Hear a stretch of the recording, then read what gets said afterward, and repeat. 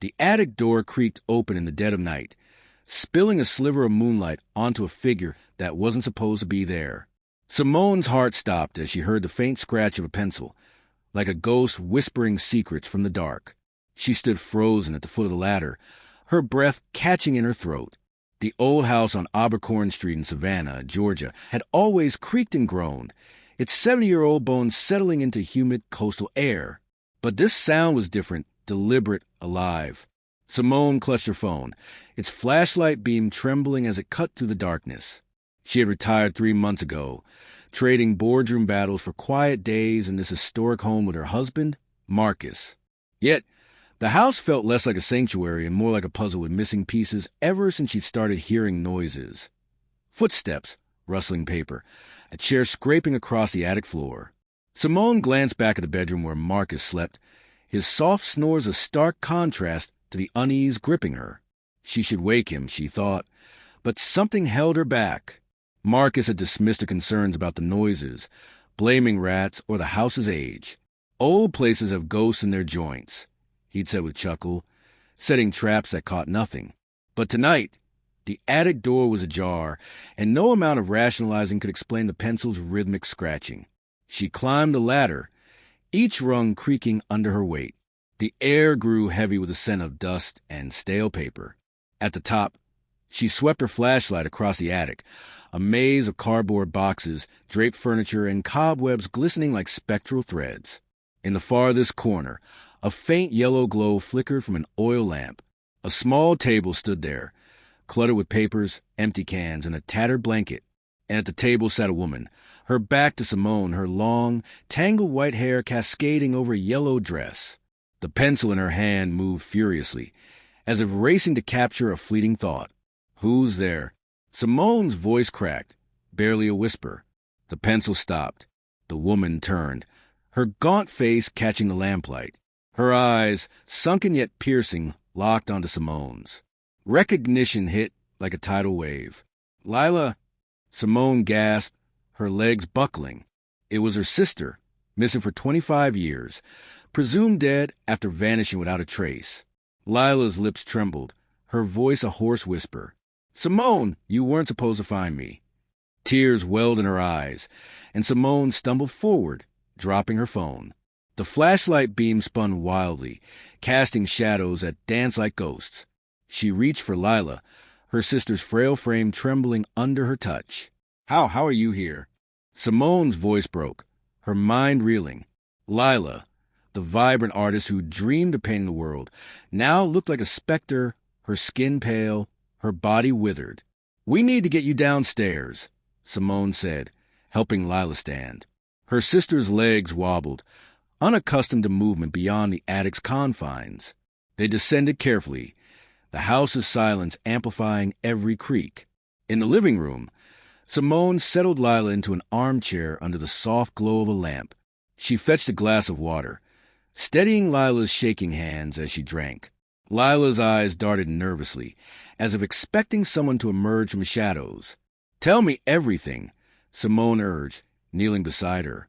Lila's story poured out in fragments, each word a dagger to Simone's heart.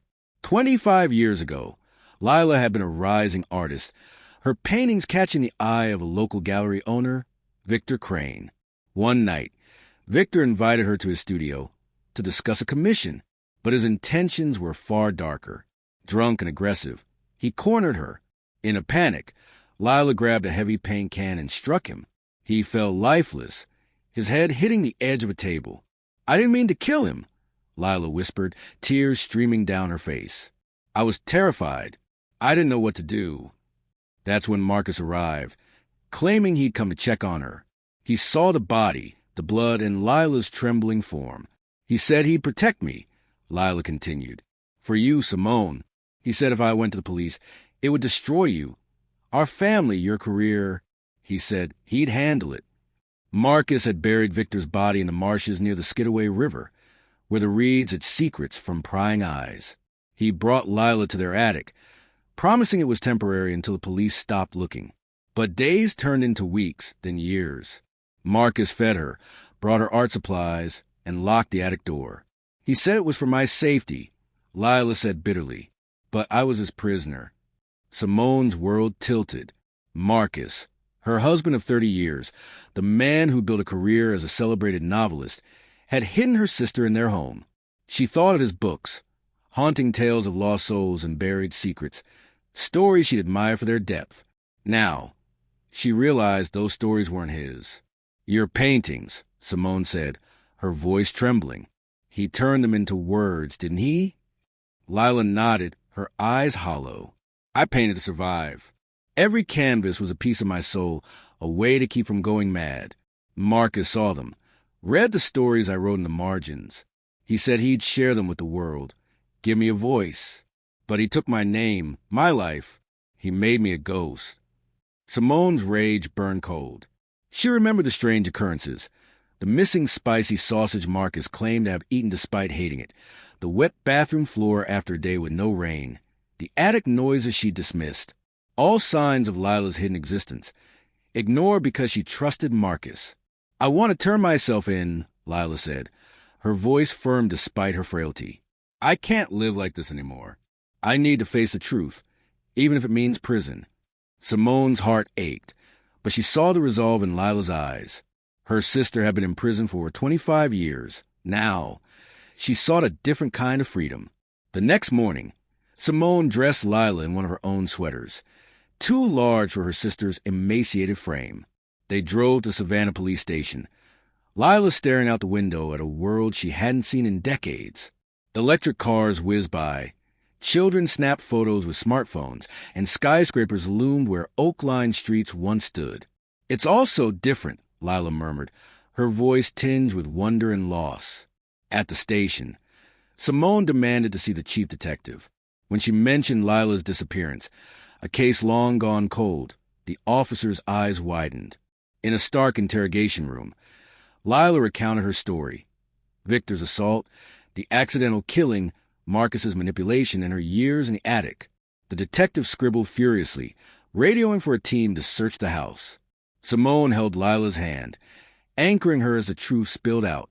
The police found evidence in the attic, a mattress, empty cans, stacks of paintings, and notebooks filled with Lila's handwriting.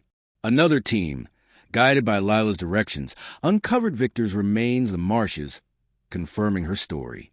An arrest warrant was issued for Marcus, who was apprehended that evening at a hotel in Charleston, his face blank as he was cuffed. Simone hired a lawyer to argue Lila's case as self-defense, citing her 25 years of captivity as punishment enough. But the weight of freedom proved too much for Lila. A week later, while awaiting a hearing, she took her own life in her cell. A guard handed Simone a letter, written in Lila's trembling hand. "Dear Simone," it began, "I'm free now, truly free. My paintings, my stories, they're in the attic, in a wooden box under the table.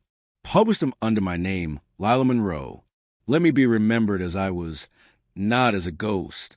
Simone's grief was a storm, but she channeled it into purpose. She returned to the attic, no longer a place of dread, but a shrine to Lila's resilience. Under the table, she found a wooden box filled with paintings and a manuscript. Lila's autobiography, a tapestry of her childhood, her dreams, and her years in darkness. Each page was a testament to her unbroken spirit, her words vivid with longing and strength. Simone spent months editing the manuscript, crying over passages of Lila running through Savannah's fields or sketching under the live oaks. She approached a small publishing house, one untainted by Marcus's legacy. The editor, moved to tears, called it a masterpiece. Published as a light in the attic by Lila Monroe, the book became a sensation, its raw honesty resonating with readers worldwide. Lila's paintings, exhibited alongside the book, drew crowds who marveled at their haunting beauty. Marcus's trial was a media frenzy, dubbed the Savannah Ghostwriter Scandal. He confessed to everything, hiding Victor's death, imprisoning Lila, stealing her work. Charged with multiple felonies, he was sentenced to life. Simone didn't attend the trial. She couldn't face the man who betrayed them both. Instead, she turned the attic into a library, its shelves lined with Lila's books and prints of her paintings. Sunlight streamed through the cleaned window, banishing the shadows. One evening, Simone stood in the attic, holding Lila's manuscript. She traced the words, feeling her sister's presence. "You did it, Lila," she whispered. "You're free." Outside, Savannah streets buzzed with life, and Lila's story, her voice, lived on, a beacon for those still trapped in silence.